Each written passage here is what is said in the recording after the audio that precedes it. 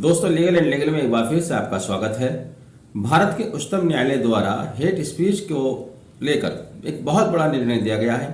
एक ऐसा निर्णय जिसकी उपेक्षा बहुत दिनों से की जा रही थी, राज्य सरकारों से जिसकी उपेक्षा लोगों द्वारा की जा रही थी, केंद्र सरकार से जिस बात की उपेक्षा की जा रही थी, वह निर्णय आज सुप्रीम कोर्ट द्वारा दिया गया है।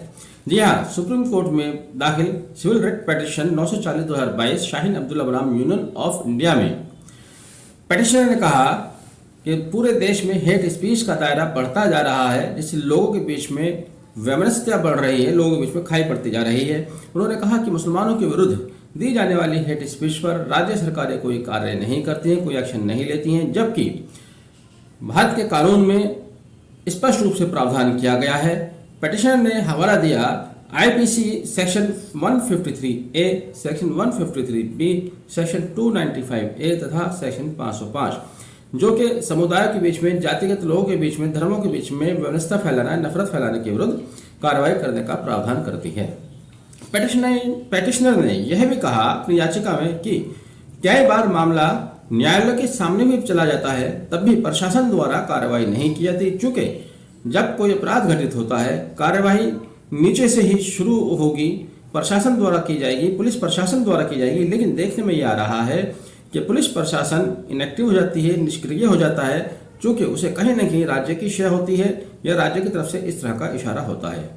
हालांकि हेट स्पीच का इतिहास बहुत पुराना है, ये नई बात नहीं है। बहरहाल सुप्रीम कोर्ट ने पिटिशन पर अमल करते हुए, उसको स्वीकार करते हुए नोटिस जारी किए हैं। पहले मैं आपको ये बता दूं, इस रिट पिटिशन में शाहीन अब्दुल्ला द्वारा 4 लोगों को रेस्पोंडेंट बनाया गया था, जिसमें पहला यूनियन ऑफ इंडिया थे, दूसरे एनसीटी ऑफ दिल्ली, तीसरा उत्तराखंड राज्य और चौथा उत्तर प्रदेश राज्य।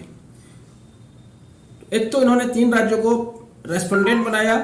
ये थोड़ा सा अजीब बात है कि केवल 3 ही राज्य क्यों, जबकि हेट स्पीच की घटनाएं पूरे देश से आती हैं, खासतौर से बिहार से बहुत ज़्यादा सुनने में आती हैं, मध्य प्रदेश से भी आती हैं। अब चूंकि इन्होंने 3 को ही रेस्पोंडेंट बनाया था, तीनों को सुप्रीम कोर्ट द्वारा नोटिस जारी किए गए हैं। हालांकि यहाँ पर यह भी हो सकता था कि माननीय उच्चतम न्यायालय यूनियन ऑफ इंडिया को भी नोटिस इश्यू कर सकता था, लेकिन यूनियन ऑफ इंडिया के लिए कुछ नहीं कहा गया है। इस तरह से यह एक आदेश, बड़ा आदेश है और काफ़ी इफेक्टिव दिखाई देगा। चूंकि मैं बताऊंगा इस आदेश की खास बात क्या है, लेकिन यह आदेश केवल 3 ही राज्यों पर लागू होगा। सुप्रीम कोर्ट द्वारा respondent number 2 NCT of Delhi के कमिश्नर ऑफ पुलिस को नोटिस जारी किया गया है। इसी तरह से director general of police Uttarakhand को नोटिस जारी किया गया है और साथ ही director general of police Uttar Pradesh को नोटिस जारी किया गया है, जिसमें माननीय उच्चतम न्यायालय ने कहा है कि यदि कहीं पर भी हेट स्पीच की घटना सामने आती है, तब वहां प्रशासन को सो मोटो कार्रवाई करनी होगी। इस जजमेंट की बात यह है कि उच्चतम न्यायालय द्वारा कहा गया है कि प्रशासन को सो मोटो एक्शन लेना होगा, और अगर प्रशासन द्वारा एक्शन नहीं लिया जाता तब इसके क्या कॉन्सिक्वेंसेज होंगे, वो भी सुप्रीम कोर्ट ने बता दिया है। उच्चतम न्यायालय ने कहा है कि कहीं पर हेट स्पीच की रिपोर्ट होती है, घटना सामने आती है, सो मोटो दर्ज नहीं होता है, तब यह न्यायालय की अवमानना माना जाएगा। यानी कि अब दबाव सीधे सीधे पुलिस अधिकारियों के ऊपर आ रहा है। अगर पुलिस अधिकारी द्वारा हेट स्पीच की घटना सामने उनके बताई जाती है, उनके सामने आती है, उनके द्वारा कोई कार्रवाई नहीं की जाती है, तब वह लोग माननीय उच्चतम न्यायालय की अवमानना के दोषी हो सकते हैं, उनके विरुद्ध उच्चतम न्यायालय की अवमानना का वाद चल सकता है। हालांकि अब यहां भी देखना यह होगा कि राज्य सरकारों का क्या रुख होता है। उच्चतम न्यायालय समय समय पर बहुत से डायरेक्शन देता रहता है। अपीलों ने कहा कि भारत एक सेकुलर राज्य है। पिटीशन में कहा गया कि सुप्रीम कोर्ट की ड्यूटी है कि वह भारत के फंडामेंटल राइट्स को प्रोटेक्ट करे, संविधान की सेकुलर इमेज की रक्षा करे, उसकी पहचान को बनाए रखे। सुप्रीम कोर्ट भी चाहता है, न्यायालय भी चाहता है, हमारा कानून भी चाहता है। लेकिन जब राजनीति से प्रेरित अलग अलग तरह की सरकारें होती हैं, वो अपने अपने विचारधारा थोपती हैं, उनको जिस तरह से सत्ता में जाने का रास्ता मिलता है उस तरह के वो हथकंडे अपनाते हैं।